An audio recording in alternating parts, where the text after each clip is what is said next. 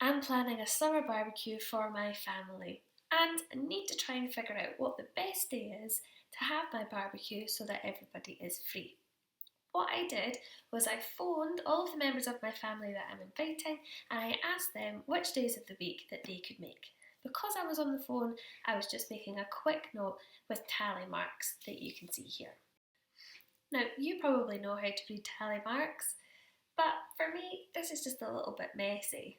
I haven't put everything in the right place. Some of the tally marks are underneath the days of the week, some of them are next to the days of the week. It's just not that clear, so I'm going to make a block graph. So to make my block graph, I've got something to write on, something to write with.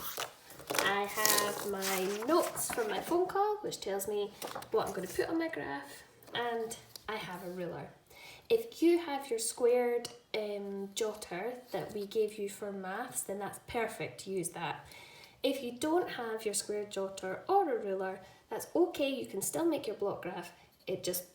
You'll need to try your best to be as neat as you possibly can. You could maybe fold up a piece of paper and then use the edge as your ruler. That could be something you could do. For your block graph, you definitely need a title. You need to label your block graph in the same way that we labelled our pictograph. The title of my block graph is going to be Days for the Barbecue. That's going to be my title. To make it look like a title, I'm going to put a line underneath. Then I need to have which days that I'm going to show the information for down the bottom. So I'm going to have, I wonder if you can see up here, yeah.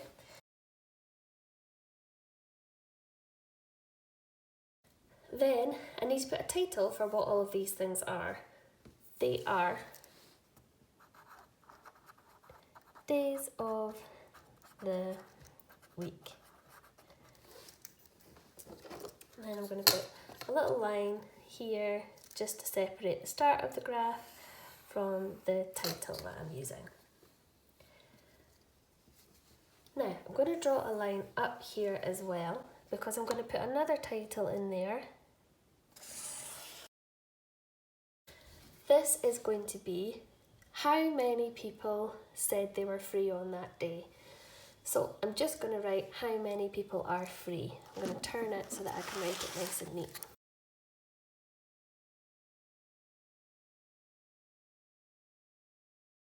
Now that I've written my title, I need to put my scale up here. My scale is going to be in numbers, and I'm going to make sure that I have the start of the scale right above my days of the week. So I'm going to lie my ruler like this. So this is where it starts, and then each of my boxes are going to mean one person. So I'm going to put each of the boxes, I'm going to make them about 3 centimetres high. So here would be a box for 3 centimetres high, and that would be one person. Then another 3 centimetres would be 6, that would be 2 people. Another 3 centimetres, 3 people. Another 3 centimetres, 4 people. Once I put my scale up the side, then I can start splitting up these and put them in their own boxes. Now, I didn't really measure anything on this line very well, but I did measure on this line because it's really important that each of the boxes are the same height. If they're a different width, that's okay, it's not as big a problem, but this is where it needs to be really, really neat. Now what I need to do is draw a box for how many people said on Monday that they were going to be free. If we have a look at Monday, 3 people said they were going to be free. that means that I can go to 3 people, 1, 2, 3, and draw my line here. Then I'm going to match it up at the bottom.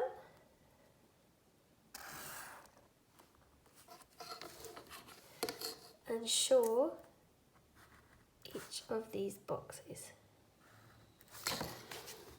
Now I can leave it like that, or I can colour it in, which I like doing because I think it looks more interesting. Then I'm going to go to Tuesday, 4 people on Tuesday.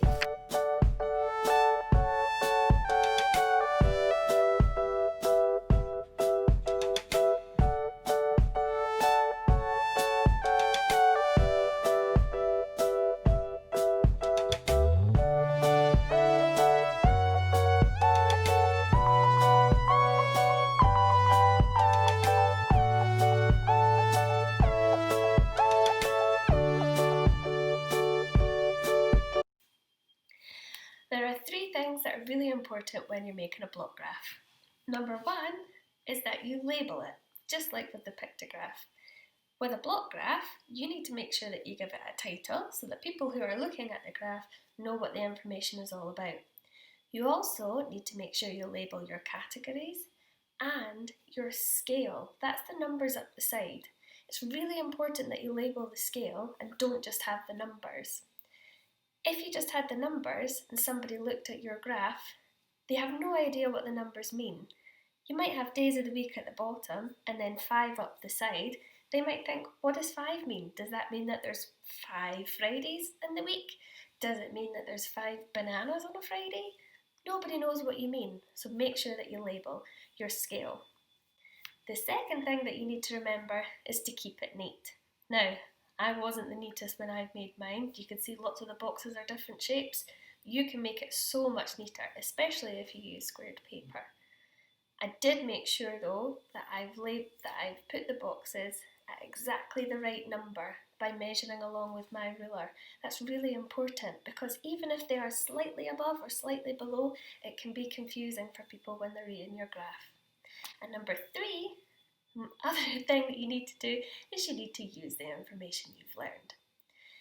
It's easier for me to see with the block graph than with the tally marks when everybody is free.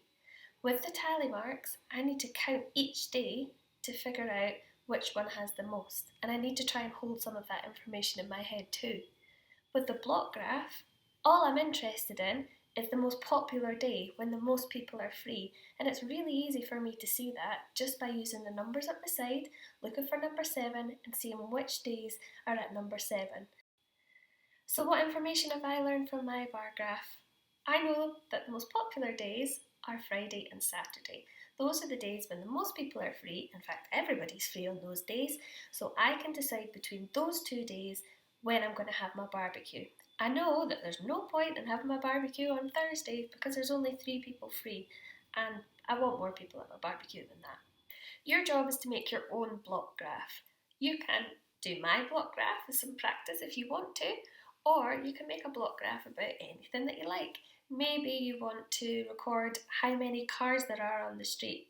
Maybe you want to look out and record all the green cars, all the black cars, all the blue cars, and figure out what's the most popular. It's up to you. The next thing I need to plan for my barbecue is what food I'm going to buy. I need to look at the prices, I need to see what's the most expensive, what's the least expensive, and make a decision on that. So that's coming up next.